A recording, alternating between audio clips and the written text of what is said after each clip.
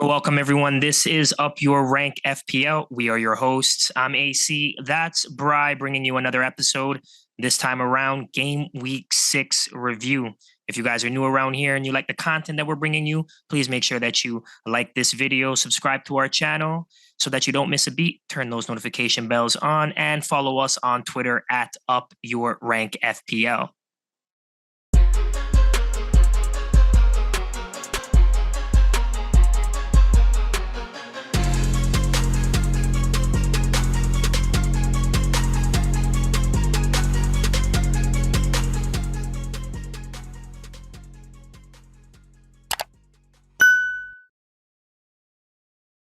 Bri, my guy, another game week over, another game week to review. Wagwan, how you feeling? Talk to me.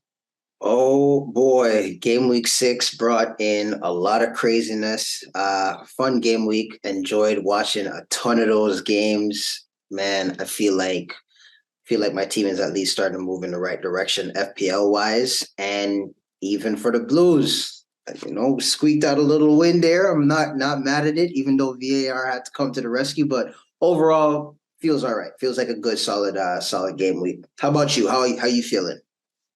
Um, uh, Game week, not a great game week. I guess not a terrible game week, but it is kind of terrible if you factor in that I ruined my team. And as a result of ruining my team, just like I knew I was going to, had a dream about it to the point where when I woke up in the morning, I was going to reverse the transfer that I made. I swear to God, I had a dream that Tony scored a brace and Mitrovic only scored one goal. It was in my dream. Real life was even worse than the dream. So it was actually crazy. Like the game week itself, forget FPL for a quick second. It was a very, very fun game week. I didn't get to watch as many of the games as I wanted. There were way too many games on at the same time on Saturday. But just with respects to making the Premier League something that's exciting for the viewers, there were a lot of unexpected scores.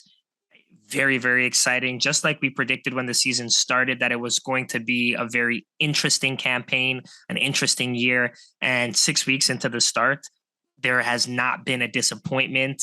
Shockers that are coming out left, right, and center, teams making comebacks, teams getting points off teams that you're just surprised that they're it's what is going on. I love it. Yep. I couldn't say that any better. I mean, if you look at what the PL table looks like right now, like I think anyone would be a little bit shocked to see where the standings are at. You know what I mean? Arsenal still top spot after 6 games. Leicester at the very bottom of the table. Brighton top 4.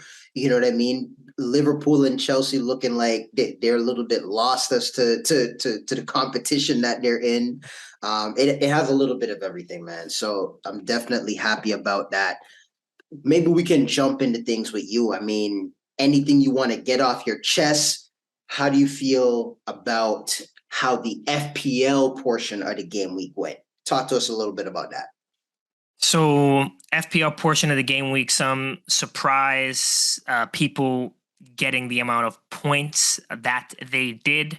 As I mentioned, I was very surprised to see Tony score a hat trick against a Leeds squad that is definitely poor defensively, but the amount of shots that Tony had on target more than doubled in that one game than he did in the entire season. So that was just one thing that was a little bit of a shock to me. It's again not a surprise that he got onto the score sheet. He's been doing his thing with respects to the chances, hitting posts, shots that are just kind of going wide. But there also wasn't a single game where he had more than 2 shots in the game. And all of a sudden, playing Leeds, we're talking 5-6 shots. 4 of them happened to be on target. And it all started with the penalty. Yep. So that's 3 game weeks in a row where there's been somebody who scored a hat trick. So if you were lucky enough to have those 3 players into your team, and even more lucky enough to have captained, I guess not 3 players, 2 players, Haaland twice and then Tony once. If you captain Haaland twice and then captain Tony once, I'm sure there's somebody out there who did that, and your score is off the roof. That's 34 points every single time. Amazing. And if any of those were a triple captain, bravo to you. If that is you and you're watching this video, please drop a comment down in the video below. I would love to have a look at your squad. Moving on from Brentford, the Liverpool game. If you happen to have Trent or Robertson in your team, to see Trent come off before the 60-minute mark, not only did he miss the clean sheet, but he also missed the extra point for playing 60 minutes in the game. There couldn't be anything that is more frustrating. So many of us own Trent Alexander-Arnold as a just looking at it right now, 47% of managers are punching the air right now. Even more than that, because it was like 51% on the day of. Oh, you're saying that a bunch of people probably already started transferring him out. Yeah, yep. Got you. Yep. So that from an FPL perspective, that is terrible. And I know some other people who have like Patterson on their bench from Everton. They must be hella cheese too, because they probably slotted him third on the bench. And it's always frustrating to see a player who's like third on your bench, or just anyone on your bench, return and then not be able to get into the game. Yeah. So for example, Leon Bailey, have him sitting third on the bench. Yeah. What does he do against City? He scores a goal. Like, what? Where does this come from? It's just so, to a degree, it's almost as though you got to take a chance on players who you don't think are going to score in games. Because I did the same thing with Mitrovic. I knew that Mitrovic was playing Tottenham. I didn't expect Tottenham to win, but I expected Mitrovic to get onto the score sheet because his numbers are just so crazy. Absolutely insane. And he did it again. He did it again. He continues to prove the naysayers wrong. And for anybody who doesn't have him in their team right now, it's not necessarily a rush, but it's just Chelsea who he's facing next, who's struggling to keep clean sheets. And then it's a beautiful run of fixtures. Yep. Mitrovic is ticking over and over and over. And with somebody who's not going to be playing any type of European football, the likes of him, the likes of Tony, are guys who probably need to be going into your team. And then some people who have been a little disappointing or quiet lately, not even a single shot on net this week. Jesus. Might be time to ditch Jesus. The last thing I'll say, because I don't want to hog up all the time, I want to give my brother a little bit of time to talk about the FPL game week, of course. But Rashford scoring 2 goals? Like, what? Crazy. And it's probably so frustrating for people who have defenders from Liverpool, from Arsenal, from Tottenham, from Chelsea, from City, the quote-unquote big six. None of them kept clean sheets except for Liverpool. And then the players that we do have from the Liverpool team, we didn't have any of them in there. Not a lot of people have Virgil van Dijk in their squad. Yeah. That's right? So a lot. Joe Gomez in your squad. Or Joe Gomez in their squad. You know what I mean? So it's super frustrating. And Brighton, it's like they're not keeping clean sheets anymore. I know it's only 2 fixtures, but I didn't expect Brighton to let in 2 goals against Leicester. Yeah, especially in the first minute of the game. So yeah, man. I don't know what's going on. Maybe Wolves' defense seem a little bit more appealing than anything at the moment, because they kept 2 clean sheets in a row. How do you feel about the game week overall from an FPL standpoint? From an FPL standpoint, I feel good about certain decisions, but there are definitely a couple of things that I need to get off my chest, and you touched on a couple of them. The one thing that I want to highlight again this particular game week is that not one single team in the top 6 on the Premier League table kept a clean sheet this game week. Arsenal, City, Spurs, Brighton, United, and Chelsea all don't keep clean sheets. Liverpool is 7th, only 1 point difference on the table, but they keep a clean sheet, but there are no players who we have in our squads from them that got any clean sheet points. So, what really started out as a template that was predominantly big in the back, or bigger in the back, if you want to go with that, there's just not a lot of clean sheets coming in, and I'm not quite sure what's going on, but a lot of these goals that are getting leaked by some of these teams, City leaking the one goal to Villa, Chelsea leaking the one goal to West Ham, Spurs leaking one goal to Fulham. It's getting a little bit crazy. I don't know. The clean sheets is definitely something that's been a little bit more difficult to come by. Been annoying me a little bit there.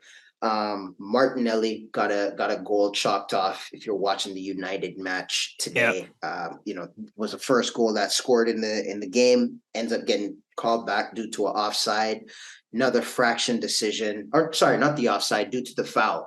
He was actually onside, but it was Odegaard's foul, yeah. Exactly. One of those again, that's like, man, those are some points missed there. And there's nothing worse than keeping points than losing points on your team right now, at this stage in the competition. The Trent substitution, completely that just completely cheesed me. To be honest, when the substitution was happening, I remember seeing Robertson get up, and I was like, okay, yeah, perfect. Simicast is going to get taken off. Robertson didn't even start, so he's going to come on there. And I saw James Milner, and I just thought Klopp was going to put him into the middle. I didn't even look. It wasn't until well after I checked the team, and I was like, hold on, where is Trent? And Trent, I look over and Trent is sitting on the bench. I'm like, this guy gets taken off before the 60-minute mark. We lose everything. Poole, lose the clean sheet points. Poole end up keeping the clean sheet. So just total disaster there. Outside of that, I think from outside of my defense, I think I was okay with how some of the other players performed. I actually didn't really expect much from the Arsenal lads this week. Looking at Gabriel Jesus, I mean, we're getting to that point now where we've got to consider, hey, is it time to maybe jump off of this train? He picked up another yellow card again during this game as a striker. The amount of as a striker, for him to have 3 yellow cards already is a little bit frustrating. I don't know what he's doing. We're 6 games in. He's not a defensive mid. We could be looking at suspension in a couple of games time. You know what I mean? So something to keep an eye on there for him. And Mo, I'm starting to get very concerned with with Mo Salah right now. It's another game where not only does he not return, but we're also not seeing Mo be as dominant in terms of the amount of chances that he's getting during the games. And maybe the numbers don't necessarily speak to that too much, but I think the eye test definitely does. I'm just not seeing, you're used to seeing Mo take 4, 5, 6 shots a game that are, potentially on target, and him walking away with a couple of goals. So I'm a little bit concerned with how Mo is trending right now as well. Outside of that, happy with the game week.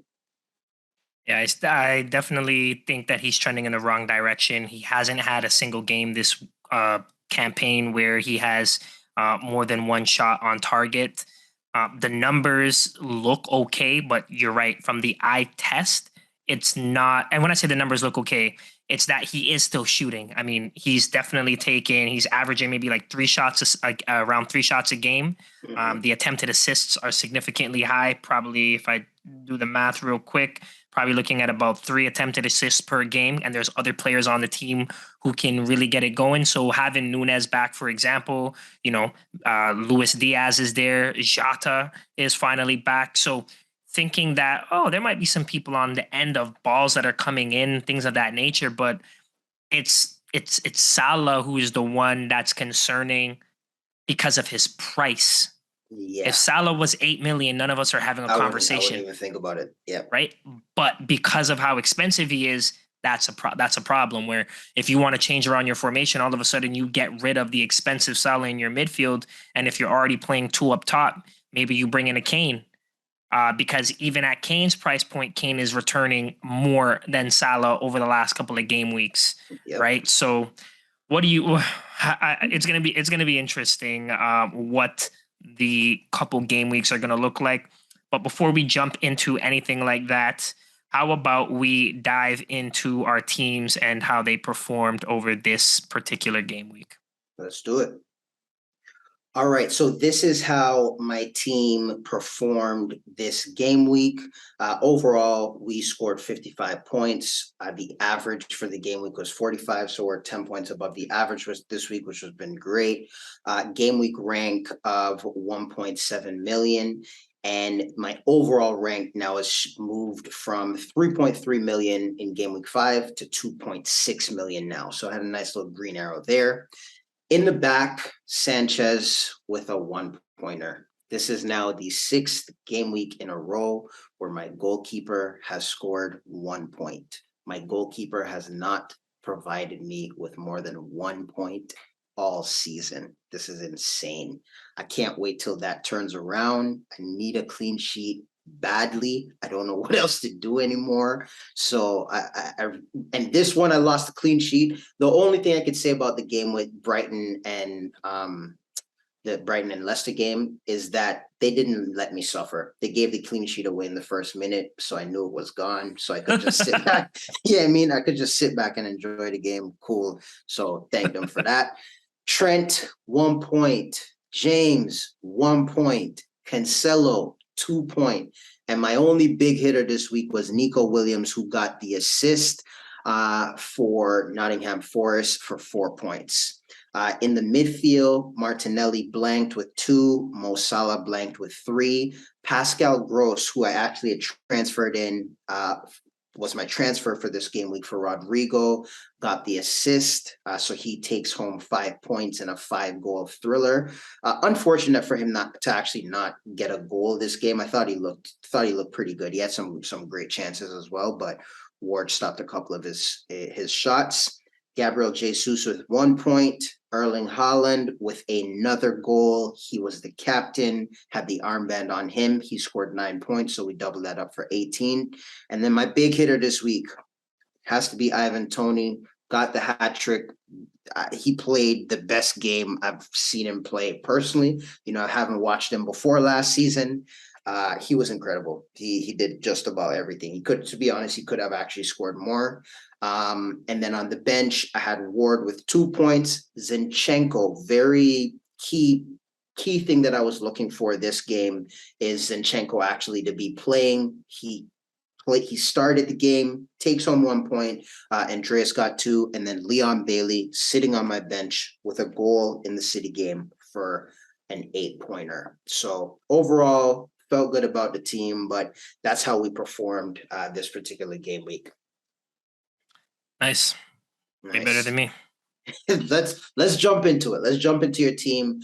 Talk us through how the game week went, and let's see how things did for you. All right, so I just brought my team up and 42 points on the week, a disastrous game week. And when I say disastrous, to be honest with you, I'm just being extra. Anytime where it's less than the game week average, it's only 3 points below the average. It's only 6 game weeks in. I mean, you change the armband to somebody else who has a double-digit haul, and that significantly changes your game week. For me, my game week, it changed quite heavily because there was a turn of 12 points. There's 12 points that I am missing that had I done nothing, I would still have. And those 12 points would have obviously changed my score to 54 on the game week. And then we are having a completely different conversation. I'm not going to talk about the players who you already have, but Ward, another haul, 2 points. Estupinan comes in 1 minute and gets 1 point. It wouldn't have made a difference anyway because I got Ben Me on the bench, 1 point. So the energy is there. Luis Diaz, 3 points and a blank. And then Mitrovic is the only other difference player on my team. 5 points. Mitrovic was awesome in that game.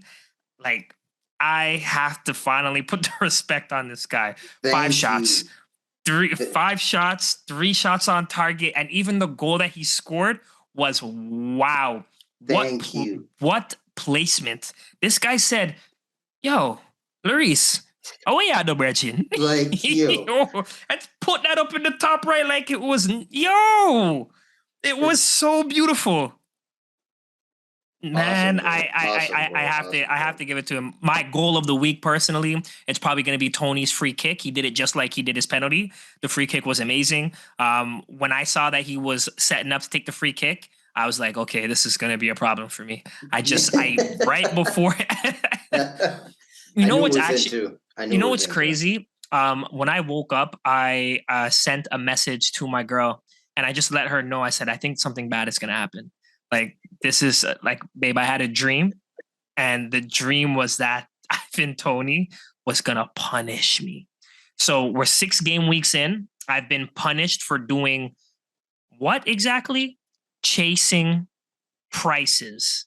The one time I'm Mm, chasing a price, I've been punished. I looked at Ivan Tony's numbers. I wasn't impressed by his numbers. As a matter of fact, in those last couple of game weeks, we're talking about no game with more than 2 shots, 3 games out of 5, no shots on target. I repeat, 3 games out of 5, no shots on target. And just a whole bunch of attempted assists, the bulk of them coming from the first 2 games. So when I brought in Ivan Tony, he did return come game week 6 against Fulham, but he did nothing against Everton and Crystal, which were, in my opinion, weaker opponents. And out of frustration, I transfer him out of my team, knowing damn well that I brought him in game week 3 to hold on to him for literally 1, 2, 3, 4, 5, 6, 7, 8 game weeks. And then I yeah, transferred him out. yeah. So I get what I deserve. I was impulsive and I've been punished, and the FPL gods are always unforgiven. My bad. Now I got to bring him right back into my team. And it's going to be quite annoying that I need to do that. But probably gonna make way for Gabriel Jesus. I know we're not doing the game week 7 preview right now, but realistically, before I go to bed tonight, Gabriel is probably gonna leave my team. He's gonna leave my team. Realistically, we'll see. We'll see how I feel. But 42 points. I took a red arrow. I my overall rank 853K. I was somewhere in the 600K prior. I think I was like 674. So call it 200K drop, all because of an impulse. That's how quick things can turn around in FPL. One impulsive decision can ruin it for you.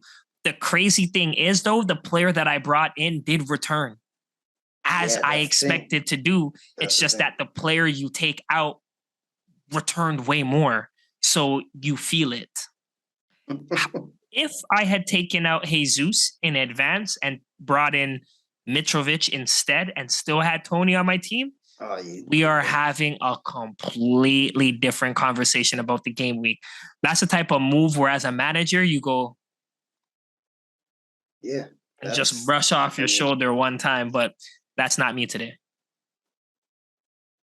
That's the team, man. Disappointing. Bailey on the bench, 8 points. Not even sure what to do with him. I'm just leaving him. He's already dropped too much in price. That we said it earlier yeah, before, a couple weeks back. He's a 4.5 midfielder at this point. yeah. Leave him. Maybe he'll go back up to 4.8 and we can get a little bit of money back. Listen, Maybe he even goes back up to 4.9 and then it's not so bad. I'm really hoping that the goal against City is gonna have him go back up in price. It's needed. I would love to get another 0.1 from him, or minimize the loss from being 0.3 to being 0.2, and then maybe I could look to get him out. But yeah, for me, So he's not going anywhere. so look what I did. I brought up all the teams, and none of the next 6 fixtures are teams that keep clean sheets. I Leicester, know. I really don't understand why this is red. This needs to be green. Yeah, yeah. That needs to be bright green, not even just a regular green. Leicester is a team to target right now. Yes. So I'm playing him. I'm probably gonna play him. But Southampton, Leeds. We didn't even talk about how Nottingham Forest went to bed. Oh my goodness. Man, yeah, yeah. But look at this. Like, there's a whole bunch of fixtures. I'm sure we could probably get some points back between these upcoming games if he plays, because you just really don't know. And Um, that's more the problem. Bailey's problem, I've realized, is not actually Leon Bailey. Bailey's problem is actually his coach, Steven Gerrard. when he plays, he tends to perform. If Gerard would just play him and realize that going with Coutinho or Buendia as a center attacking mid is not conducive to your team being the best that they can be, he would be a lot better off. But he refuses to do that. He still wants to play with a center attacking mid. Most of the footballing world no longer plays with a centralized center attacking midfielder because the position is becoming a little bit obsolete. It's not as effective moving forward, but Gerard is still living in 2005. So it is what it is. So that's game week 6 in a nutshell. Nothing too crazy. It's great for you. I'm happy for you. You brought in Tony. We've been talking about Tony. He made the world of a difference for the team. So I love that for your squad. I'm already looking forward to game week 7 and just kind of putting this one behind me. And I mentioned it earlier. I'm probably going to have to bring Tony back into my squad and get rid of Gabriel Jesus. It might be a couple game weeks too early to get rid of Gabriel Jesus, but my logic behind it, I know that I have fires that I probably should be taking care of. And that fire, for example, is around my goalkeeper Ward, but he's hauling in the last 2 games. So I'm thinking maybe he's going to be able to do something against Villa. Maybe it'll be a 3rd straight haul with 2 points. That's more than I can ask for. So I'm going to just leave that one alone. All joking aside, I just really don't want to make a goalkeeper transfer before my wild card. Yeah, That's me. I'm being a little stubborn. Plus, I probably would have brought in Sanchez and or Rhea, and neither of them have been keeping clean sheets. The only goalkeeper that I'm really looking at now as a result of what's been going on is Nick Pope, who has West Ham, Bournemouth, Fulham, Brentford coming up in the next few fixtures. He's been doing a decent job. You got to pay the extra to get him. Even Allison, I was looking, not Allison. Oof, no. Even Ederson, I was looking at one point, but again, these top teams, what are you supposed to do? I don't know which goalkeeper to target. Maybe I should just be targeting Henderson for the save points. I have no idea which approach to really take. My defense between Cancelo and Trent, rotation, Champions League, I have no idea what the hell to do. But I don't even want to call them fires exactly right now. Luis Diaz, sure, I can get rid of him on my team, but again, I just don't know if I don't know. The only person who I want to bring in Tony. Tony's my only target, and maybe I don't have to do a wild card come game week 8 if I start making some of the moves towards what that wild card would look like. That also puts me in a weird position where then if I don't use my wild card game week 8, game week 9, then when the hell do I use it? Yeah. So I'm just not so sure what to do. I know again it's early, but as of tonight, how are you feeling? What are your thoughts about moving into game week 7? Honestly, looking at my team and how we're potentially going to be set up for game week 7, I don't have as many fires as I thought that I did have, looking at my team from last week when, I had flags on Zinchenko, I had a flag on James, I had a flag on Rodrigo as well. So there were looking like there were a ton of fires that were kind of brewing, but as of right now, there doesn't seem to be as many, especially with Zinchenko actually playing. The big question mark for me is going to be almost similarly to you. What do I actually do with Gabriel Jesus? Do we leave him in the squad moving forward, or is it going to be a thing where I wait until the wild card where I get rid of him and start making a move against his extremely high ownership that he started the season with? He's still right now at 78.6% ownership. If you were going to, just thinking about my own team, if I were to maybe go with a Mitrovic instead of Jesus, if I did a move like that already, it would have already been paying dividends. And just how well he's playing it's definitely something that I'm looking at. Defense is also something that's a big concern. It's not something that I'm going to be able to change right now for this game week, but it's definitely an area of concern. The lack of clean sheets and the prices that I'm paying, it's just not doing it right now. Paying 7.5 mil for Trent, and we've really gotten one major return. We've really gotten one return from him, the 17-pointer, right? Against Bournemouth. Everything else has been blanks. It's a little concerning there. James is doing a little bit better, and I think with how the things have gone in the transfer market, hopefully they can change things around, and that can get a little bit better there. City continues to leak these little goals, and Cancelo, another thing to keep an eye on. I don't think Cancelo is actually playing as effectively as he was last season. Something to keep an eye on in terms of its expected assists, how often he's crossing the ball into the net. Like, definitely something to think about there. Goalkeeper, I don't know what to do. I can't get more than one point for my goalkeeper at this point. But I can all but guarantee that come my wild card, if I don't end up bringing a player like Kieran Trippier onto the team, then I 100% will be going for Nick Pope. Just looking at, regardless of the clean sheets, Pope has already made 28 saves in 6 game weeks. 28 saves. In comparison, Sanchez has only made 15 saves all season. He's almost, like, Pope is already almost doubled his saves. So definitely something to keep an eye on there. He's kind of the person that I'm targeting, and it's just a weird thing. If I didn't make the move from Ward to Sanchez a couple of game weeks back, Pope probably would have been who I targeted, but their fixtures just weren't good. I think they had just played City. They had Liverpool coming up as well. So the timing just wouldn't have worked out. But hey, hindsight's 2020, right? So for now, I think the team is okay. I don't think there's any immediate fires that I need to put out.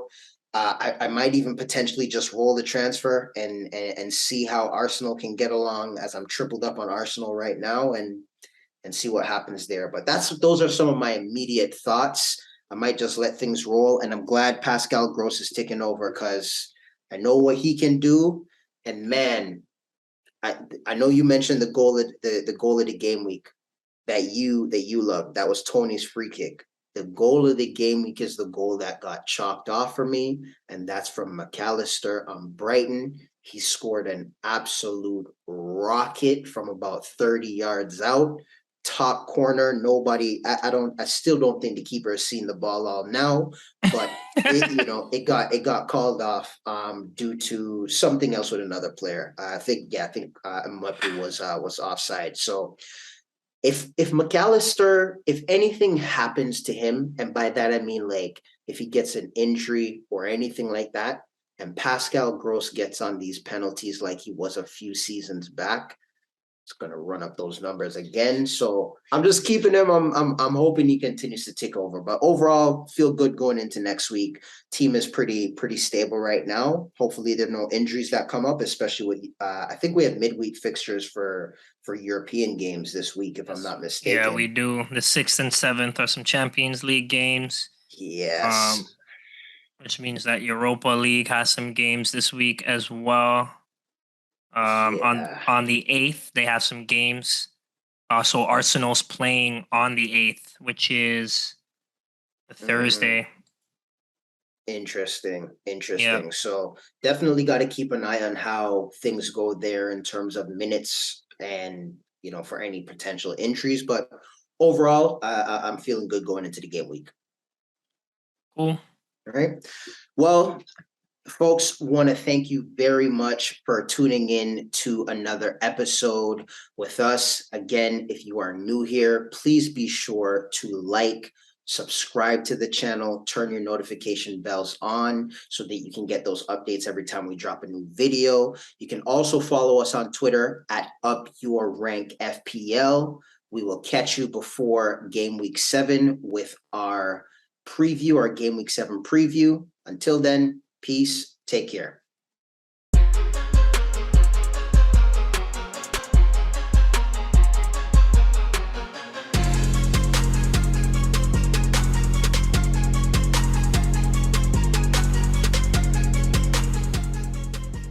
sure to like and subscribe.